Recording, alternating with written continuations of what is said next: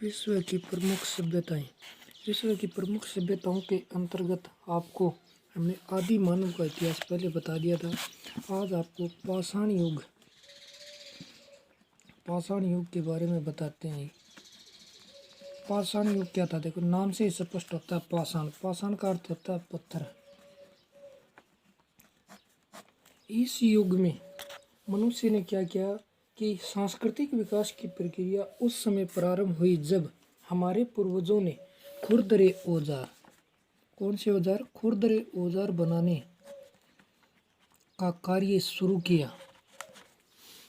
ये औजार ऐसे पत्थर के टुकड़ों से मिलते जुलते थे जो प्राकृतिक क्रियाओं से औजार जैसी शक्ल के बन या गढ़ गए थे।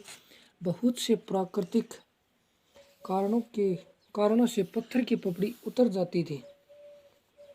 इससे ये प्रेरणा मिली कि वह विभिन्न कार्यों के लिए पत्थर को गढ़कर औजार बना सकता है। पाषाण युग के औजार 3 प्रकार के थे। नंबर 1, कुठार, गंडासे और सलकर। अब ये कुठार कौन से औजार थे? कुठार ऐसे औजार थे जिनको मुट्ठी में पकड़ा जाता था एवं किसी वस्तु को काटने के उपयोग में लिया जाता था। इससे किसी वस्तु को कुचलने का काम भी किया जाता था। यह पत्थर के टुकड़े के यह जो कुठार औजार है, ये पत्थर के सख्त टुकड़े से पपड़ी उतारकर बनाया जाता था। गंडासे संभवतः मांस काटने के लिए काम में लिए जाते थे। वे गंडासे भारी पत्थर के एक और तेज नोक बनाकर तैयार किए जाते थे। और जो सलकर औजार थे वो कुठार और गंडासों की अपेक्षा पतले होते थे, मगर उनके किनारे अधिक पन्ने होते थे। इसके साथ साथ मनुष्य ने क्या किया? अड्डी से भी औजार बनाने का कार्य शुरू किया और अड्डी से बनाए गए औजारों को दूर से फेंककर भी जानवरों के ऊपर वार किया जा सकता था। इस काल में शिकार करने के लिए धनुष बाण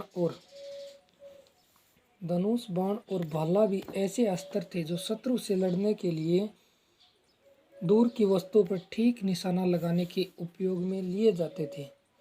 सामुदायिक जीवन का प्रारंभ।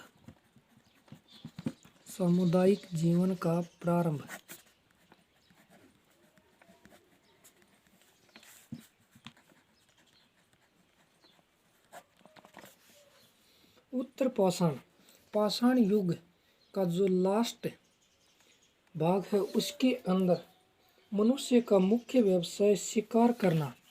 आप देखो, इस उत्तर पाषाण युग के अंदर मनुष्य का मुख्य व्यवसाय शिकार करना और फलों को इकट्ठा करना था। इस युग में मानव भोजन सामग्री ढूंढने के कार्य में साथी मानवों के साथ सहयोग करना सीख गया था। इससे ज्ञात होता है कि जब तक वह दूसरों से मिलजुल कर नहीं रहेगा वह जिंदा नहीं रह सकता। अपनी रक्षा के लिए मिलजुल कर रहना उसके लिए जरूरी हो गया था। समुदाय का आकार इलाके में उपलब्ध फलों की मात्रा तथा शिकार किए जाने वाले जानवरों की संख्या के ऊपर निर्भर करता था। ये समुदाय या कुल एक ही जगह पर बहुत दिनों से बसे नहीं रह सकते थे, यानी कि वे घुमंतु थे। उन्हें ऋतुओं के बदलने पर पशुओं के साथ ही अपना स्थान परिवर्तन करना पड़ता था।